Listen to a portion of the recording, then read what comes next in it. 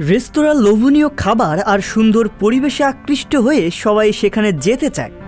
ভোজন রসিকেরা তো খাবারের মেনু দেখে চটপট অর্ডার করে দেন। গ্রাহক টানতে রেস্তোরাঁগুলো অভিনব সব ভাবনা নিয়ে আসে। বিশাল ছাড়ের অফার দেয়া তো রেস্তোরাঁর প্রতিদিনের কাজ। কিন্তু যদি লোভনীয় খাবারের পরিবর্তে মেনু কার্ডে লেখা থাকে থাপ্পড়ের কথা, যদি সেই থাপ্পড় খেতে খরচ করতে হয় পকেটের টাকা, তবে কেমন হয়? সম্প্রতি জাপানের নাগোয়ার একটি রেস্তোরাঁ বেশ নজর কেড়েছে গ্রাহকদের।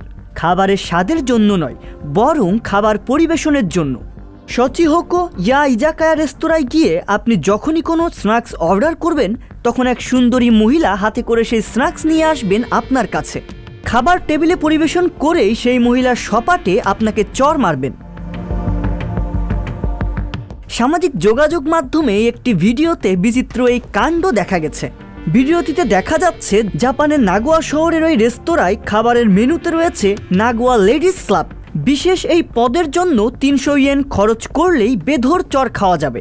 তবে পছন্দের কারো হাতে চড় খেতে চাইলে অতিরিক্ত 500 ইয়েন দিতে হবে।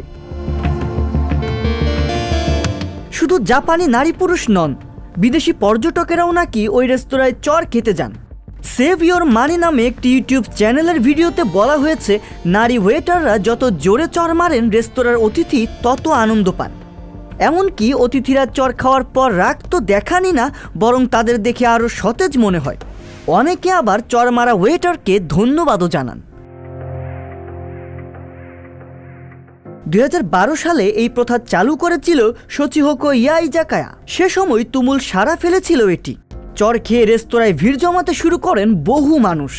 প্রথম দিকে মাত্র একজন নারী ওয়েটারই এই কাজ শুরু করেছিলেন। পরে জনপ্রিয়তা বৃদ্ধির সঙ্গে সঙ্গে আরও কয়েকজন নারীকে এ কাজে নিয়োগ দেয় রেস্তোরাঁ কর্তৃপক্ষ। তবে রেস্তোরাঁয় চড়ের ভিডিওগুলো সামাজিক যোগাযোগ মাধ্যমে ছড়িয়ে পড়ার পর এ নিয়ে ব্যাপক সমালোচনা শুরু হয়।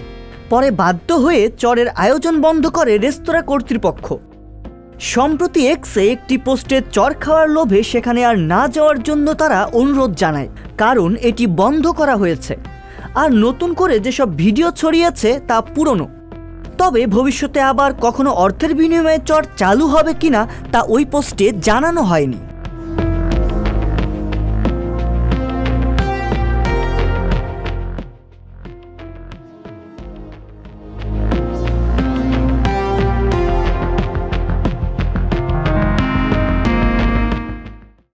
সংবাদ, ফিচার ও অনুষ্ঠানের জন্য ভিজিট করুন সংবাদ প্রকাশের ওয়েবসাইট এবং যুক্ত থাকুন ফেসবুক পেজ ও ইউটিউব চ্যানেলের সঙ্গে।